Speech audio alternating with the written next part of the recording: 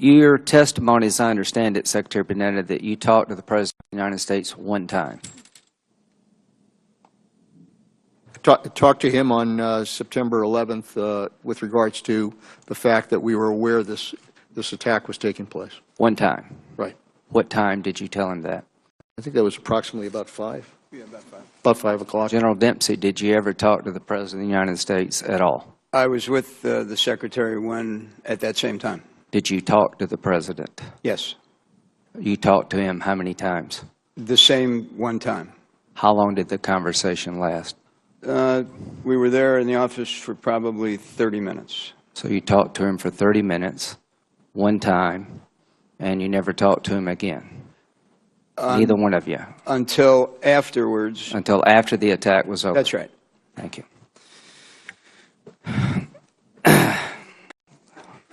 Were there any AC-130 gunships within 1,000 miles of Benghazi, Libya? No, sir. Were there any AC-130 gunships within 2,000 miles of Benghazi, Libya? I have to go back and look at a map and figure out the distance. The nearest ones I were aware of were You said the F-16 was not a good platform to defend the consulate. What would have been the appropriate platform? The appropriate platform, Senator, would have been to have boots on the ground ahead of the event. After the event is in conduct, it would be very difficult to have a military... let's just, would an AC-130 have been a good platform to help defend the consulate after the attack? If we had the adequate understanding of what was on the ground so that we weren't killing innocent... Is there a saying in the military, when you go into harm's way, we've got your back? Of course, yes, sir. Don't you think that saying has been undermined here? That how can people in the military, the Foreign Service, believe we've got their back when after over 7... One, did you know how long the attack was going to last, Secretary Panetta? No idea. Well, it could have lasted for 2 days. Now, my question is, was one airplane anywhere in the world deployed in the aid of the consulate? Did anybody launch an airplane? Was any airplane launched anywhere in the world to help these people? Well, we ultimately did launch 130s to go in and rescue the people. When were they launched? I think they were launched in the period of time when the team went in there, and when we concluded, the attack was concluded, we said we've got to get the people out of there, and that's when we... Was any airplane launched anywhere in the world before the attack was concluded? If you're talking about a strike aircraft, no, Senator. Okay. Was any soldier en route to help these people before the attack was concluded?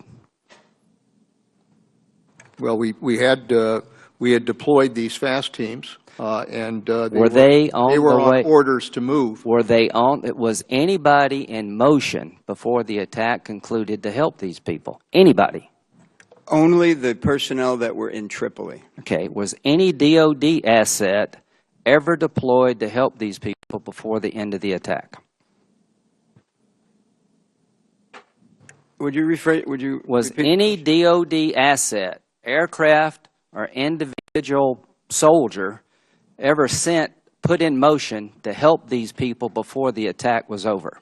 If I could, as soon as we knew there was an attack, the National Mission Force and the fast teams began preparing. My question is, did anybody leave any base anywhere to go to the aid of the people under attack in Benghazi, Libya, before the attack ended?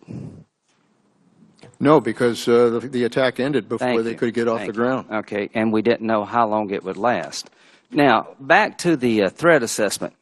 In these 281 threats that we've received, can you go back and look and see if any of these threats have a cable from a U.S. ambassador saying, if we're attacked, the consulate is attacked in a coordinated fashion, we cannot defend the consulate, and oh, by the way, there are al-Qaeda flags flying over government buildings. Is there any other situation of these 281 that rise to that level? Because I want to know about it if there is. The State Department would have the answer to that question. Okay, let's talk about the State Department. General Dempsey, seems to me that General Ham kept you pretty well informed. I agree with that. I agree with that too. And did General Ham on that night ever suggest that a military asset, did he order a military asset in motion and someone told him to stand down? No. In fact, he was with us in the Pentagon that day. Okay, so he was with you. Now, you knew about the cable from Ambassador Stevens because General Ham informed you of it. Is that correct, General Dempsey? In a written weekly report. Okay. So when Secretary Clinton testified a few weeks ago that she had a clear-eyed assessment of the threat we faced in Libya, is that really a credible statement if she didn't know about the ambassador's cable on August the 15th saying we can't defend this place? Well, I don't know that she didn't know about the cable. She said she didn't. Then that's a... Are you stunned that she didn't? I would call myself surprised that she didn't. Okay. Are you surprised that the President of the United States never called you, Secretary Panetta, and say, how's it going? You know, normally in these situations... Did he know the level of threat? Let me finish the answer. We were deploying the forces. He knew we were deploying the forces. He was being kept updated. Well, I hate to interrupt you, but I got limited time. We didn't deploy any forces. No, did you call him back? Wait a minute. The event was over. Mr. Secretary, you didn't know how long the attack would last. Did you ever call him and say, Mr. President, it looks like we don't have anything to get there anytime soon? The event was over before it we lasted could move almost any 8 hours. And my question to you is, during that 8-hour period, did the President show any curiosity about how's this going? What kind of assets do you have helping these people? Did he ever make that phone call? Look, there is no question in my mind that the President of the United States was concerned about American lives. Well, all due respect, I don't believe that's a credible statement if he never called and asked you, are we helping these people? What's happening to them? As a former we have a second around, as a former and we'll chief take of staff it to the President of the United States, the purpose of staff is to be able to get that kind of information, and those staff were working with us. So you think it's a typical response of the President of the United States to make one phone call, do what you can, and never call you back again and ask you, how's it going, by the way? Showing frustration, we don't have any assets in there to help these people for over 7 hours? The President is well informed about what is going on. Make no